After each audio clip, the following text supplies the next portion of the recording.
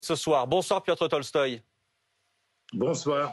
Merci d'être avec nous, vice-président de la Douma, l'Assemblée russe proche de Vladimir Poutine. Vous êtes avec nous pour parler évidemment de la contre-offensive ukrainienne, des missiles russes qui ont encore tué au moins 6 civils aujourd'hui, notamment du côté d'Odessa. Parler de Poutine avec un témoignage troublant qu'on vous montrera tout à l'heure dans une seconde à propos de votre président. Vous serez interrogé ce soir par Elsa Vidal, que je salue, rédactrice en chef de la rédaction en langue russe de RFI, par Ulysse Gosset, notre éditorialiste. Bonsoir Ulysse.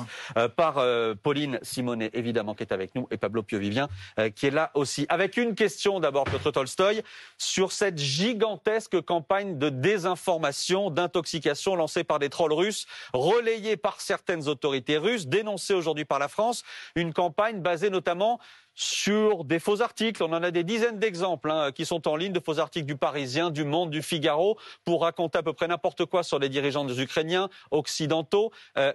Pourquoi faire ça? Pourquoi faites-vous ça, Piotr Tolstoï? Quel est votre but?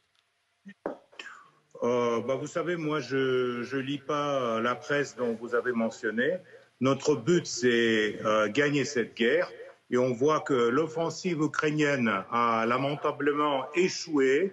Donc aujourd'hui, tout l'armement de l'OTAN n'a rien servi. Et même dans la sphère de communication, dans laquelle l'Ukraine a produit beaucoup de mensonges à partir du coup d'État de 2014, soutenu par les Européens. Même dans cette sphère de communication, ils ont échoué aussi parce que la plupart des Européens comprennent quelle était la faute de soutenir l'Ukraine et de pousser les Ukrainiens à faire la guerre contre eux. Piotr Tolstoï, là, ce sont de vos mensonges dont on parle ce soir. Les mensonges relayés, encore une fois, par les trolls russes, financés par les entreprises russes qui ont tenté de payer Facebook, notamment pour relayer ces faux articles.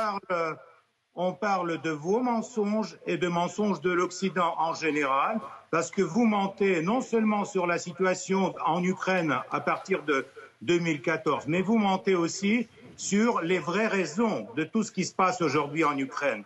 Vous mentez sur la guerre, vous mentez sur les chiffres des tués, et j'aimerais bien vous dire qu'à partir de 4 juin, il y a 10 000 soldats ukrainiens qui ont été tués, et tout ça à cause des Européens qui ont poussé l'Ukraine de gagner la guerre sur le champ de bataille. Mais d'où sortez-vous ce chiffre de 10 000 soldats tués, 10 000 soldats ukrainiens tués en 10 jours? Vous allez voir la vérité bientôt, malheureusement, pour vous et pour votre façon de traiter l'information en Ukraine, ça serait vraiment en coup.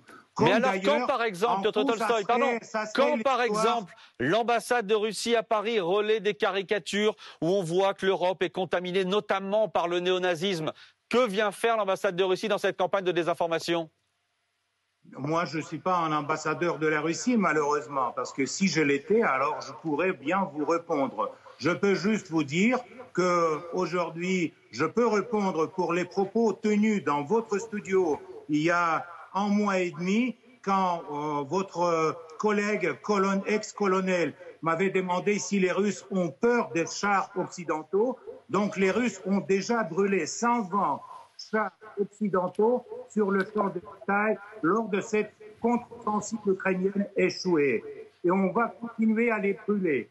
Donc on a les preuves, non seulement les images, mais aussi plusieurs chars sont déjà dans l'armée russe et passent les études très profondes. Ulysse Gosset. Ulysse. Oui, Monsieur Tolstoï, bonsoir. Hier, on a vu un Vladimir Poutine hésitant, qui a même reconnu que l'armée russe n'avait pas été bien préparée, que les frontières n'étaient pas bien protégées, notamment du côté de Belgorod, reconnaissant donc finalement que l'opération spéciale n'avait pas été aussi réussie que vous nous le disiez.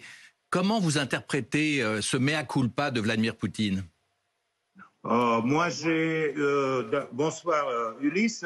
Moi j'ai l'impression diamétralement opposée. Le président russe était très sûr de tout ce qui se passe et cette sûreté, il l'a transmise quand il a dit que la Russie va continuer l'opération spéciale jusqu'au bout.